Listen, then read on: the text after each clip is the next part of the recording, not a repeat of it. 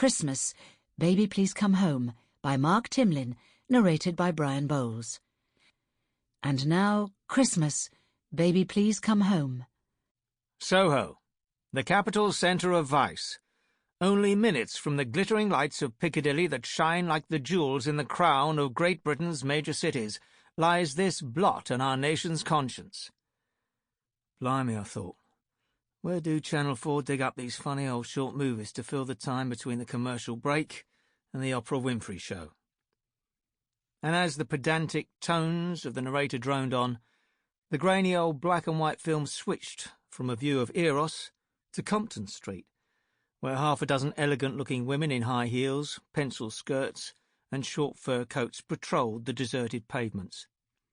Then to the front of the old Windmill Theatre, and inside, where 100 geezers in long macks and trilby hats were watching a tableau of naked girls standing so still on stage that you could almost count the goosebumps on their upper arms.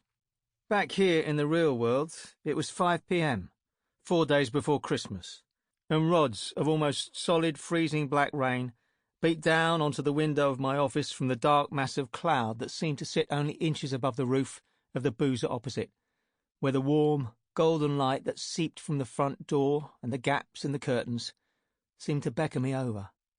So, that was the deal. An hour of opera interviewing a woman who'd hired a killer to shoot her husband, and after the contract had gone sour, had spent 4 years in prison and then returned, reconciled, to hubby's loving arms. After that, an hour in the pub, then off home with a bag of fish and chips for another evening in front of the TV, watching the rest of the world get ready for the annual festivities. Me?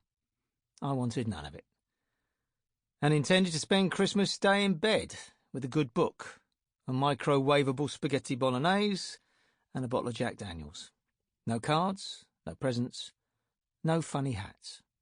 The narrator's voice on the soundtrack of the film continued with the story of the windmill, and just as I was sure he was going on to tell us how the place never closed, the door to my office opened to admit a man and a woman, water dripping from their umbrella, and I'd never know.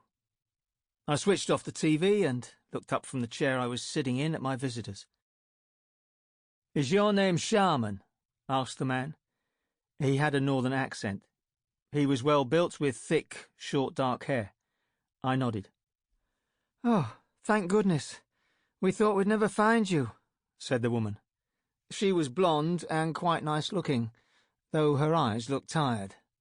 Her accent was northern too, and... Sample complete. Ready to continue?